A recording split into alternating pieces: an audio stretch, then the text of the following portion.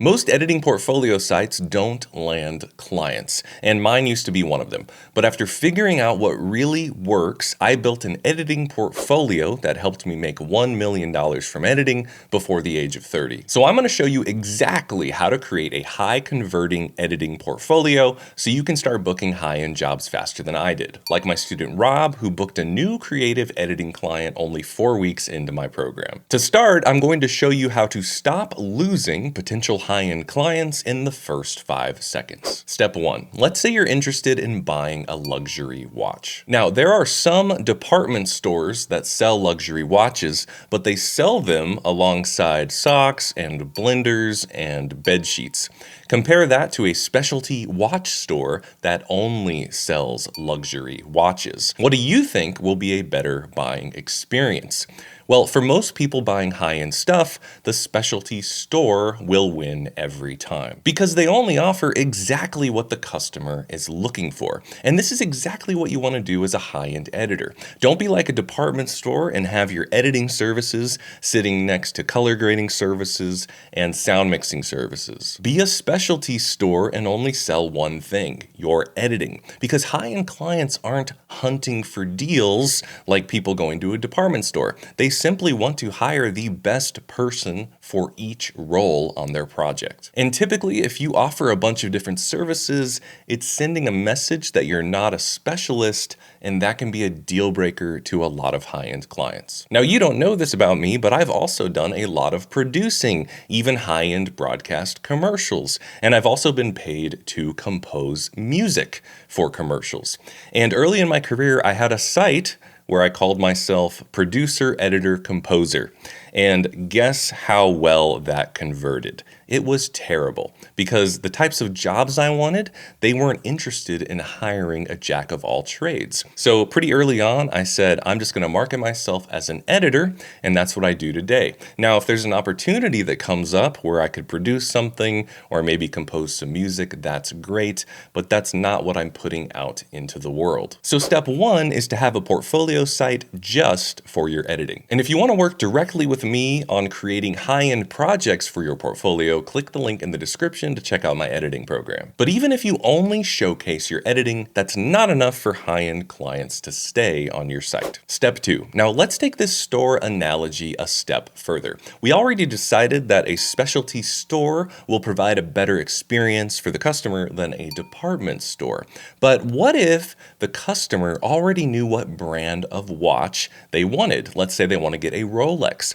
Well, there's a store that will do an even better job with the customer experience, and that is a Rolex dealer that only sells Rolexes. They know those watches inside and out, so they can provide the best possible experience for someone who wants one of those watches. And the same goes for people trying to hire a high-end editor. They already know what type of editing they want, and they're looking for someone who specializes, whether they're making a documentary, a broadcast commercial, or a narrative film. When I started out, I edited everything: documentary, commercial, corporate, fast-paced montages, narrative, and I included all of it on my portfolio site. But really, what I was best at and the niche I eventually landed on was comedic broadcast commercials. So years ago, I decided to focus on and sell what I do best. And a lot of editors get nervous that this will scare away potential jobs and clients. But in my experience, the exact opposite happens. Because when you focus on 1 or 2 editing niches, you're going to find higher end clients.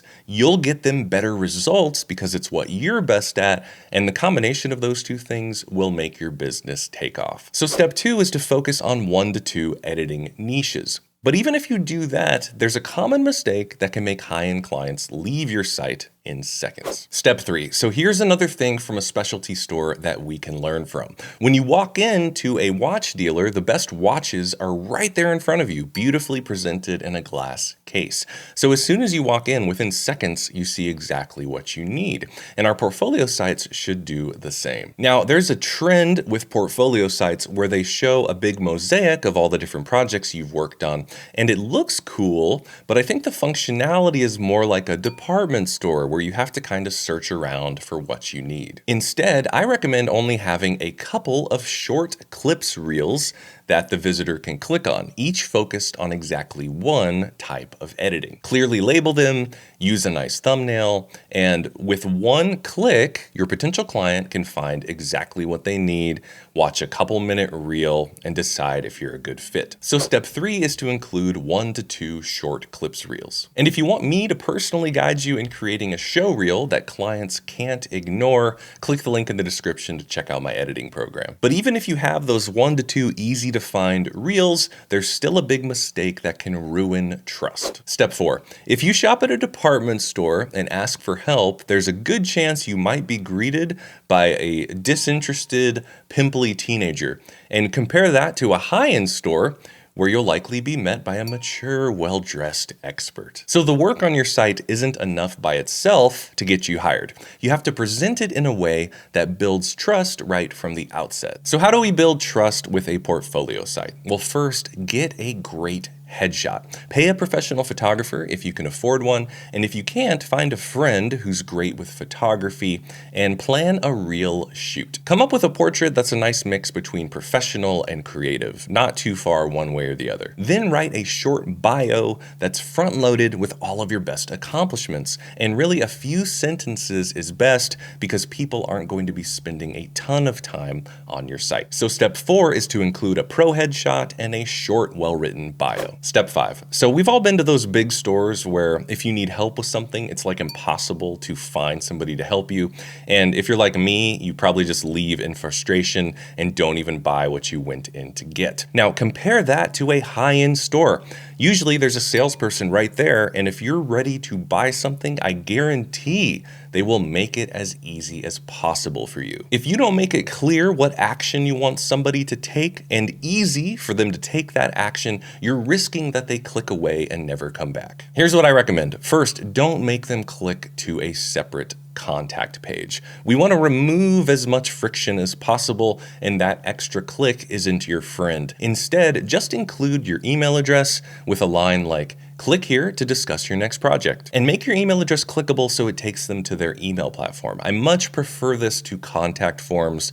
Whenever I see a contact form, it always makes me feel like they're never going to get my message, and then I also don't have a record of what I sent them. Most importantly, if you get a message from your portfolio site, respond quickly and set up a quick chat to build even more trust. So step 5 is make it easy for visitors to contact you. And if you want my personal help with your portfolio site, including making a new high-end show reel, click the link in the description to check out my editing program. Now you know the 5 steps to make a high-converting editing portfolio site, but it won't help you if you don't know these 12 lessons that I learned while working on high-end projects. So watch this video next to find out exactly what those 12 lessons are so you can land high-end projects without the guesswork. Happy editing.